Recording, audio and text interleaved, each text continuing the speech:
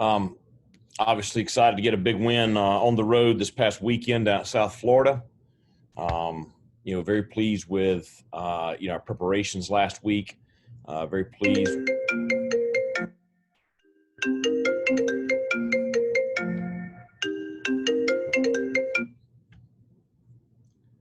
All right, sorry guys, just got kicked off.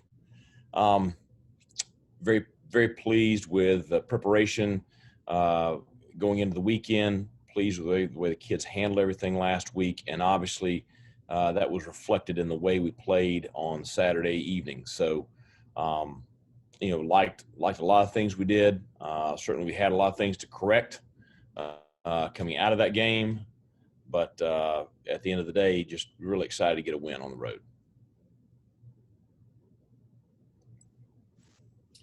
Coach, can you talk about how your improving running game can do a lot for you this week, pay some dividends against a team like Navy where you have to try to consume a little bit of clock? Well, I mean, it was within our offense. We want to be able to do both. We want to be balanced, and certainly the ability to run the football enable us to throw the ball well Saturday. I think our offensive line is the biggest reason for the improvement in both our passing game and our running game. I thought that they played very, very well the second week for that group together, which I think was a big factor. Really cut down the MAs, played much more cohesive, just grouped together. And, so that resulted in, being able to run the football effectively. Obviously, being able to be productive offensively is going to be an important factor in this week's game. We struggled last year up there in Annapolis. And so hopefully we can get off to a much better start and be much more effective this year. Coach, I was going to ask about the start to this game. I mean, I think they went 15 plays, 10-minute drive against Temple. How important is that first few drives? And last year they really jumped on you guys and kind of withstand that early start for Navy. Well, much like UCF, it's especially on the road last year up in Annapolis. They're a team that really, comes out and really, goes right at their opponent. They were up 14-3 on Temple to start the game. The team that I saw in the Temple game is not the team that we all saw against BYU. And that's no surprise to any of us. The staff up there, Coach Niumatalolo, they've been there for a long time. They've got a lot of pride in the way their team plays. They got a lot of pride in their program. Obviously, their culture is something that's been intact for a long time. And so we knew that they would get things going and be more like the Navy that we're used to seeing. But, they did. They started off very, very hot against Temple, very similar to the way they did against us last year. So I think, the big key for us is trying to get them off rhythm early in the ball game, try to get some stops, try to get them out of that whole, second and 6, second and 5, 3rd and 2, 1st and 10, get them off schedule. If you can do that, then you got a shot at getting a stop, getting a punt or whatever and getting the ball back for your offense. Coach, they had Malcolm Perry, I think, at quarterback last year when you played them. They've got a different quarterback, of course, but they seem to be doing basically what they've done for years. Well, Malcolm Perry is a special player, and certainly probably the best player we faced all last year individually, and really made their offense go last year.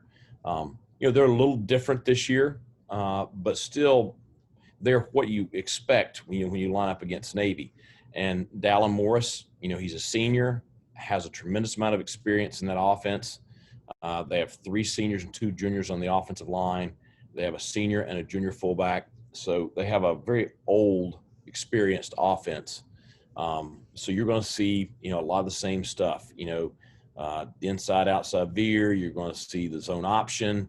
You're going to see the belly. You're going to see the toss play. You're going to see the double option. You're going to see the play action passes. You're going to see the base dives.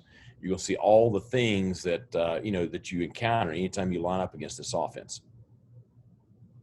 When you look at this matchup as well in the league as a whole, I mean, Navy's 2-0 in the league, and y'all are trying to get to 2-1. Is this kind of a next step with the program? Like, taking the South Florida win, but then the next game is one that's going to impact the standings and building on that, for both teams and for y'all specifically? I mean, I think the key thing for us is it's the next game, and I know that's some people say, well, it's very cliche-ish of me to say as a coach, but it is. I mean, it's the only one we can control. Do we want to get a win this weekend? Absolutely. Do we want to get to 2-1 in the league standings? Absolutely. But you can't do anything about last week's game. That's over and done with. You can't do anything about any other game other than this game this week. So this is a huge game for us. It's the one we can control this week, and it's the one that we've got to prepare for. As we build the program, we've got to keep that mindset week to week, and then we'll reflect on kind of postseason where all these wins and losses, where they fall. Coach, Jaquan McMillan didn't play in the first half. Was that health related? And then also Bivens and Hatfield, can you just give us an update on their status as well? Jaquan, being a little cautious with him, he probably could have played more in the first half. Really at halftime, got him running around there before the second half started, and he really felt good. So we let him go there in the second half, and probably we were being more cautious than anything there in the first half with him. But he's recovered from his bumps and bruises well. And so, we have him back. Josiah Hatfield continues to progress. We'll see how he does this week. And then who was the third you asked about right there? Bruce Bivens. Bruce, again, very similar to Josiah, continues to progress. We'll see how he does in practice this week, and anticipating possibly having both of them on Saturday.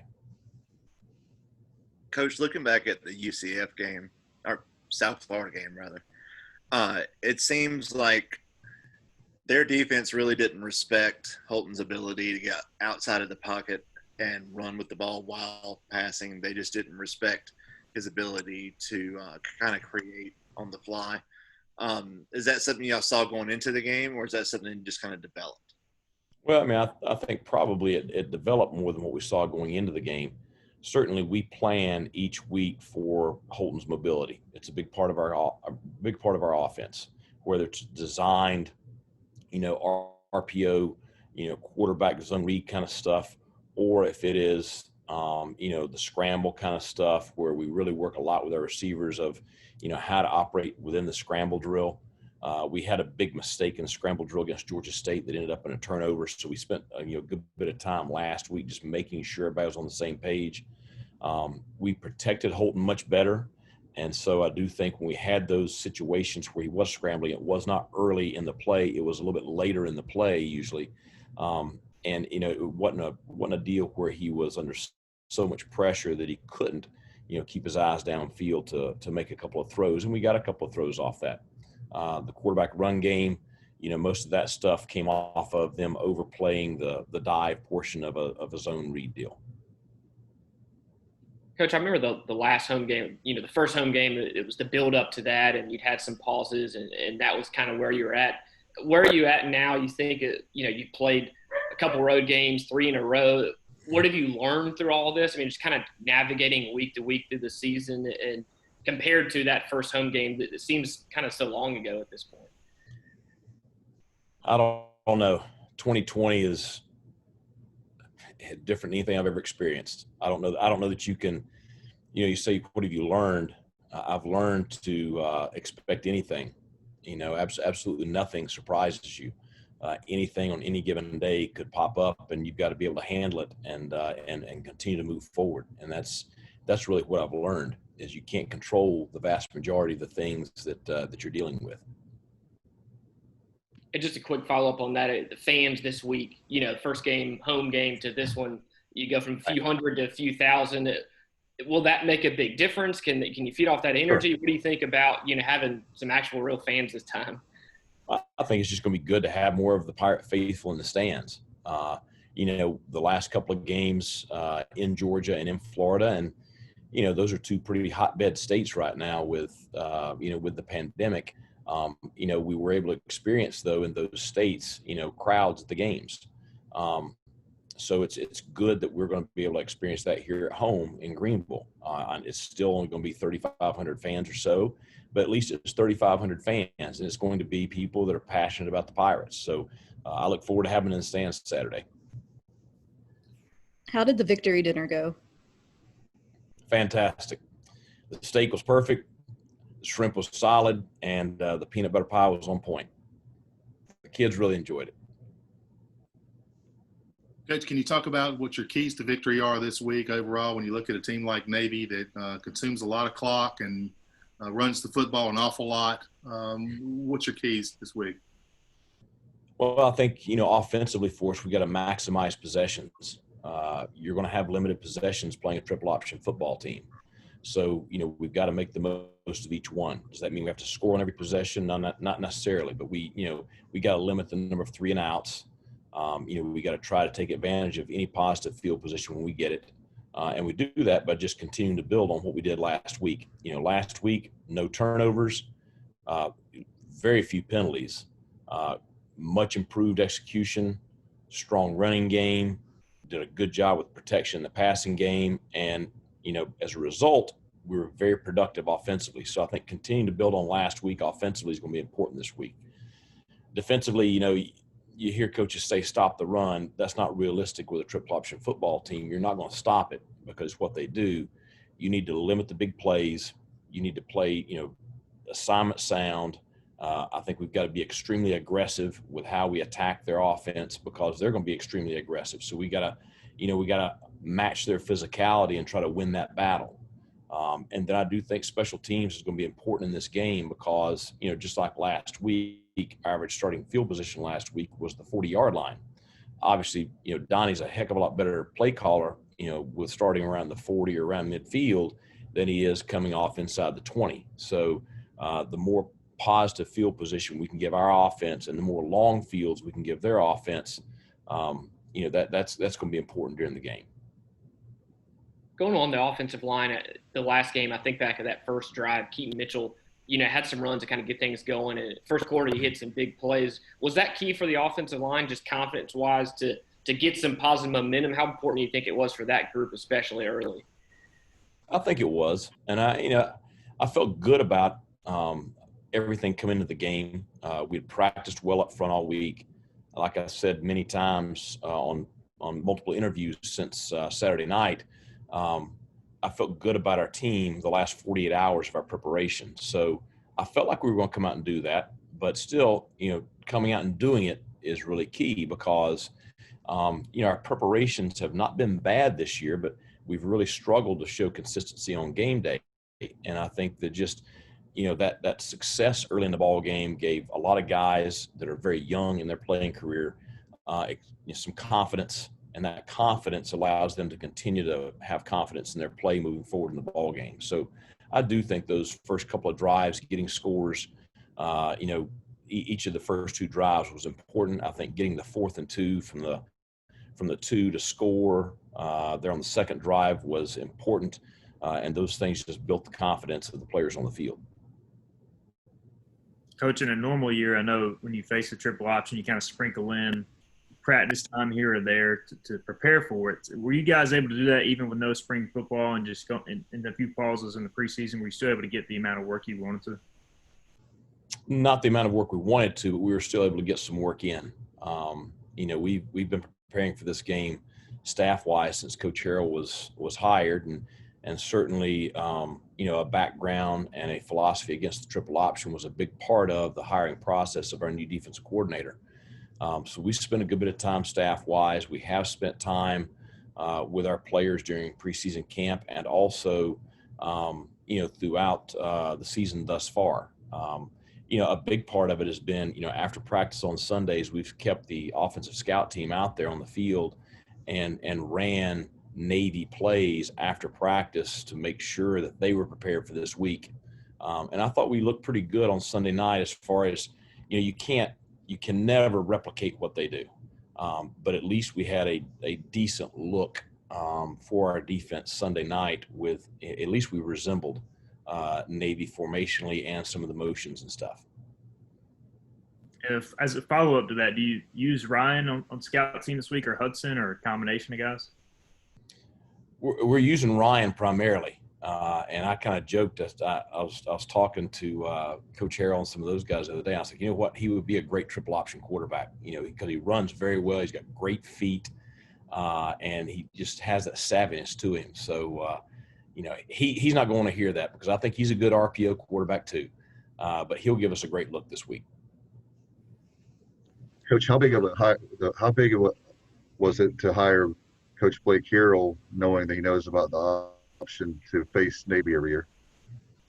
Well, I think, you know, like I said, it was a big part of the hiring process. Obviously, I've known Blake for a long time and respect very much his knowledge as it relates to defending the triple.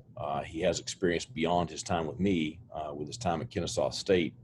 But I think the other things too are, you know, Roy Tesh, who was primarily with special teams last year, now he's coaching our defensive line, you know, has extensive experience coaching the defensive front versus the triple option. Trip Weaver, who was with me at the Citadel, you know, has significant experience defending the triple option. So now all of a sudden you have more people in the room that have experience versus this style of offense, and that's proven to be valuable already. Everything that's been going on in 2020, how important has it been to have ways to help the kids, not only physically, but with their mental health this season? And are there any services set aside for that? Well, I think that, you know, it's probably been something that's been magnified more this year than maybe ever before. And certainly this has been something that you deal with every year as a head coach. But I think this year with quarantine, you know, obviously it was a big concern of mine, you know, when we were all away from each other. Now, you know, dealing with things daily and weekly is just very challenging. You know, you worry about, you know, the kids, what's going on in their minds, you know, what they're dealing with, because, you know, we as adults, you know, we're challenged to deal with some of the stuff we have to deal with. But, you know, 18, 19, 20-year-olds, you know, it's more than what they should be exposed to, but they're still exposed to it. So I think we're trying to do the best we can. I think it's something that's very much a focal point for our athletic department. You know, we had a workshop kind of deal with the Helsinki family last Thursday night that was the entire athletic department. And certainly that's a story that's very tragic and also very eye-opening. I think a guy like Marcus Anderson, who's our character coach and spends countless hours counseling one-on-one with so many of our student athletes, has been very valuable and very important to our players this year. And then just the relationships that our coaches have with their position players. I think those are just things that we really try to spend time, you know, talking about things other than football as we try to help them along their daily lives.